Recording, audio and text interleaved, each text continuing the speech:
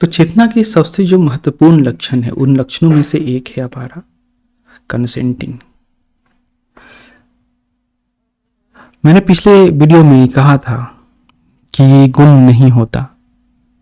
बिल्कुल चेतना में कोई गुण नहीं होता और गुणों से वो अलिप्त होता है, लेकिन उसके पास एक अलग सी, चाहे आप कह लो उसको यूनिक जो है ना, क्षमता है, कैपेसिटी है।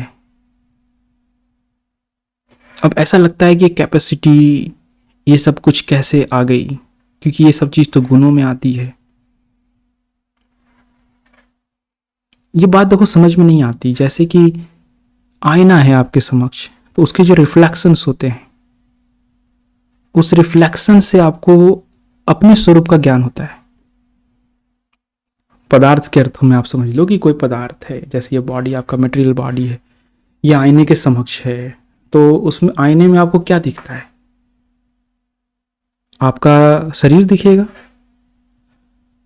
तो उस आईने में भी वो आकार दिख रहा है, वास्तव में भी वो आकार है आपका।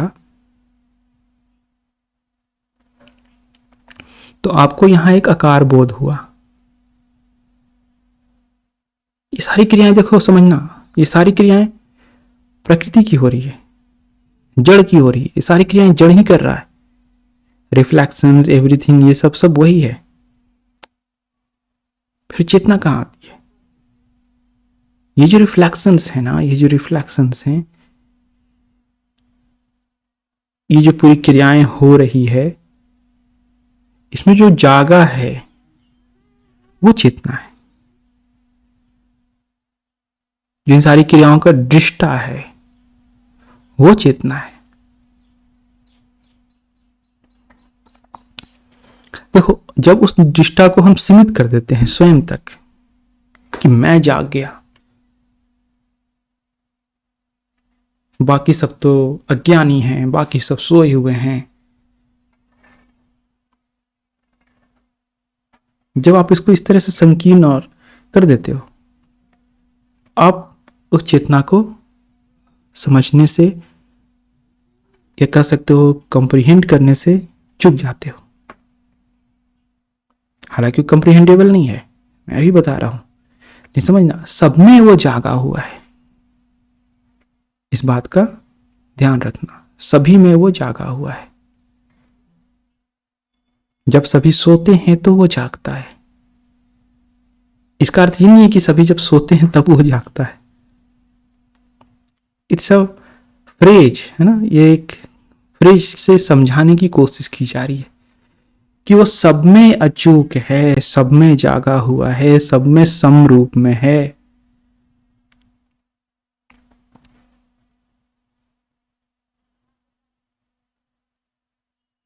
जितनी भी क्रियाएं हो रही है, उन सभी क्रियाओं का वो दृष्टा है।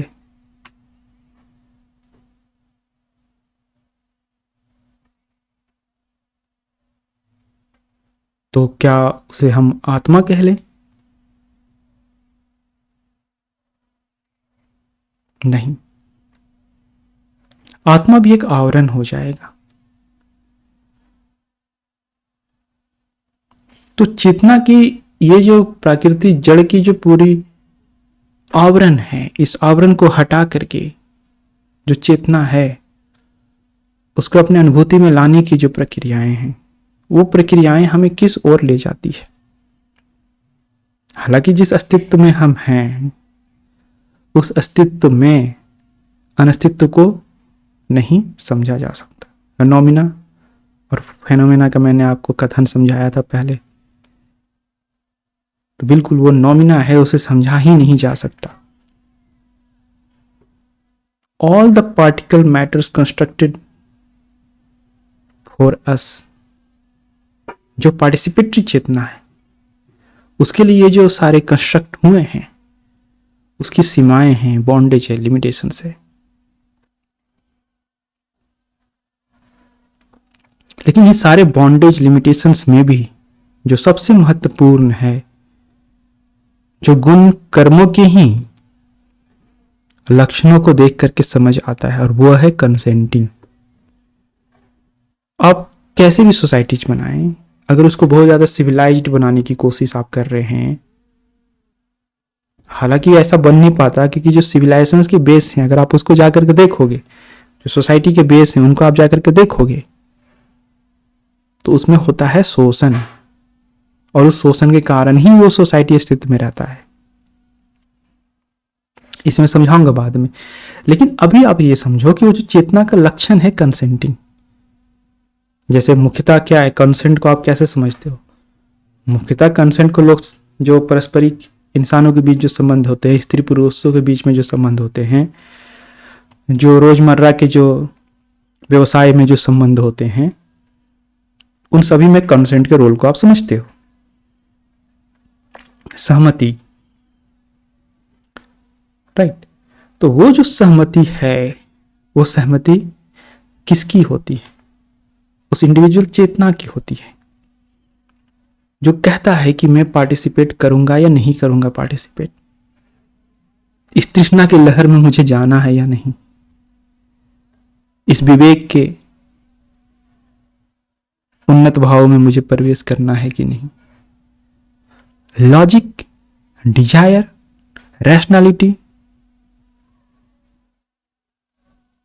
irrationality, moment, flow, everything is just part of the consent। चेतना की कंसेंट के ये सारे उपक्रम हैं। अब देखो, जहां कंसेंट है वहां तो चलो बात चलती है, किसी का कंसेंट है उनके बीच संबंध बने, किसी का कंसेंट नहीं है तो उनके बीच संबंध नहीं बने, है ना। लेकिन किसी को कंसेंट लेने का रास्ता ही नहीं है, तो उसी परिस्थिति में आप क्या करोगे? वैसे परिस्थिति में जो मनुष्य का विवेक है वो देखता है कि उसके पास ये अवसर है या बाकियों के पास भी यह अवसर है। जैसे विवाह में कंसेंट हो सकता है, ठीक आपने कर लिया। स्त्री पुरुष के संबंधों में कंसेंट होता है, ठीक आपने कर लिया कंसेंटिंग का वहां पे सारा कार्यक्रम। लेकिन किसी भी जीव को अस्तित्व में, मुख्यतः जो मनुष्य है, किसी भी किट को या किसी भी बच्चों को इस अस्तित्व में लाना, मतलब नए जीवन को इस अस्तित्व में लाना, उस तरीके से समझो।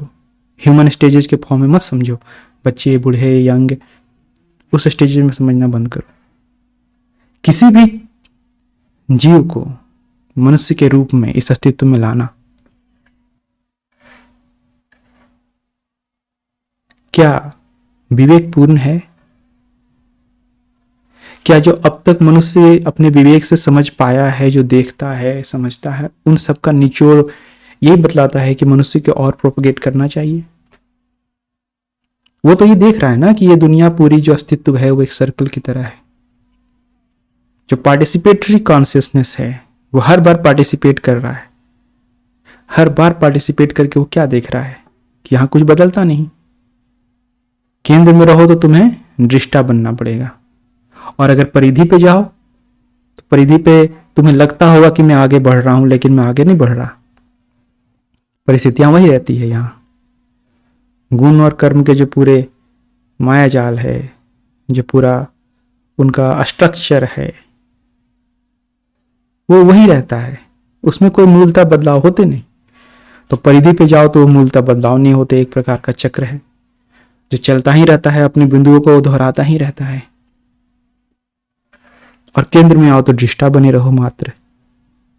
अस्तित्व में इससे ज्यादा कुछ किया नहीं जा सकता। दृष्टा बनने का अपना आनंद है, आनंद में दृष्टा बन जाते हैं। और परिधि में रहते हुए जो आम लोग हैं, अज्ञानता वाले, उनका अपना आनंद है ना। तो ये जो हैं, भले ही सर्कुलर एटमॉस्फेयर में आपको दिख रहा है, लेकिन है तो ये दोनों की परिधि ही ना। केंद्र की अपनी सीमाएं, सर्कल की परिधि की अपनी सीमाएं। अब इसे ही तुम दो डायरेक्शंस में बांध दो, कंस्ट्रक्टिव और डिस्ट्रक्टिव, है ना। हालांकि कंस्ट्रक्टिव डिस्ट्रक्टिव थोड़े प्राकृति गम में ज्यादा लगते हैं, केंद्र आधारित बिंदु कम। तो जागे हुए पुरुष की भी यहां अस्तित्व में सीमाएं हैं, कि वो दृष्टा के अलावा कुछ नहीं हो सकता। और जो नहीं जागे हैं उनके पास भी कोई बहुत ज़्यादा डोमेन नहीं है। परिधि में क्या डोमेन है? शून्य से शुरुआत करके शून्य पे आने की, किसी एक, चलो आपने अपने को एक्सटेंशन दे दिया, अभिव्यक्ति दे दी, अपने अपनी सर्कल्स को थोड़े बड़े कर लिए, लेकिन उसकी जो परिधि वाली, जो सीमाएं वाली है ना, वो उतनी ही रहती है। इस परिधि से निकलने का क्या विकल्प है? इस परिधि से निकलने का एक ही विकल्प है कि आप अपने मूल जो कंसेंटिंग है उसको समझें और आप निकलें इस अस्तित्व से। समझे? नहीं तो आप दुख में ही रहोगे और बाकियों को भी दुख में लाते रहोगे। दुनिया के सारे क्रियाओं में कंसेंटिंग है, अगर प्रजनन में कंसेंटिंग नहीं है तो आपको ये बात समझनी होगी कि कोई भी चेतना इस जगत में नहीं आना चाहती, इस अस्तित्व में नहीं आना चाहती। अब इसके आयाम वाले जो फीचर्स हैं, 2 डायमेंशनल, 3 डायमेंशनल, 4 डायमेंशनल, आयाम वाले फीचर हो या ना हो, है वो परिधि और सीमाएं ही। वो तो किसी आयाम में नहीं आना चाहते। जिसको आप समझ लो लोक, आप क्या कहते हो, अलग अलग लोक हैं, तो सारे लोकों में क्रियाएं तो है ना। क्रियाओं से उत्पन्न उसकी इफेक्ट्स तो है ना, क्रियाओं से उत्पन्न उसके फल तो है ना। क्रिया और फल से ही तो निकलना है। वो तो एक हो सकता है जाग करके, लेकिन जाग करके आप चेतना में ही रह करके क्या मतलब, केंद्र में ही हो करके क्या कर लोगे? आप तो बस ये इंतजार करोगे कि कब ये आयाम बिखरे और मैं यहां से निकलूं। समझना इस बात को। अब देखो, ये जो कंसेंटिंग पावर है वो मनुष्य के लिए है, चेतना के लिए है, और मनुष्य के लिए बहुत ज्यादा इंपॉर्टेंट क्यों हो जाता है? क्योंकि बाकी जीव जो है प्रकृति परवश हैं, उनके पास ये चुनाव का अधिकार नहीं है, क्योंकि उनके पास ये विवेक नहीं है। उन्होंने अपने विवेक की वो यात्रा नहीं की है। चेतना अगर एक यात्रा पर निकला तो समझो कि वो अलग अलग शरीरों में होता हुआ मनुष्य शरीर तक आया। ठीक, इसी जगत में, इस जगत से बाहर नहीं निकला। ऐसा नहीं होता कि चेतना निकल गया दूसरे जगत में, समथिंग वेरी एब्सोल्यूट है, नॉन एग्जिस्टेंट है, वहां पहुंच गया और फिर वो एग्जिस्टेंस में पार्टिसिपेट कर रहा है। ऐसा नहीं होता। होता क्या है कि तुम्हारी यात्रा यही है। चेतना को तुम समझना सर्वोपरि, सर्वत्र, राइट, उस रिफ्लेक्शंस की तरह जो क्रियाओं में एक गाइडिंग प्रिंसिपल को ढूंढते हुए बढ़ रहा है और वो मनुष्य शरीर तक पहुंचा। ठीक, वो मनुष्य शरीर तक पहुंचने के बाद उसके पास ऐसा क्या चुनाव आया? तुम सोचना, ऐसा क्या चुनाव आया जो बाकियों के पास नहीं है? बाकियों के स्पेसिस के पास ये चुनाव नहीं है कि वो प्रजनन करे या ना करे। उसके पास वो विवेक नहीं है कि वो प्रजनन कर भी सकता है और ना भी कर सकता है। कर सकता वाली तो उसकी है ही, तो सभी कर ही रहे हैं, लेकिन मनुष्य ही है जो प्रजनन ना करके इस अस्तित्व के दुख से निकल सकता है और बाकियों को भी आने से रोक सकता है। तो पार्टिसिपेटरी नेचर को भी स्टॉप कर सकता है, और जो इंक्लूसिव ऑलरेडी है वो तो मृत्यु के बाद खत्म ही है, क्योंकि उसने इस बात को समझ लिया कि यहाँ कुछ भी जो है बदलने वाला नहीं। मूलतः कोई बदलता नहीं है। स्वरूप बदल रहे हैं, रूप रंग बदल रहे हैं, लेकिन मूलतः बदलता नहीं है।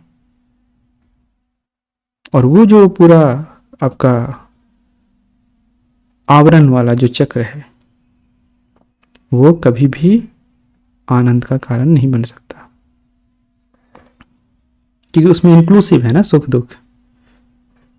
तो सोचो और इस बात को समझो कि प्रजनन ना करना मनुष्य की सबसे बड़ी उपलब्धि है, क्योंकि ये मनुष्य के पास ही सिर्फ ऐसा विवेक है, ऐसा चुनाव का अवसर है। आज यहीं रखते हैं। धन्यवाद।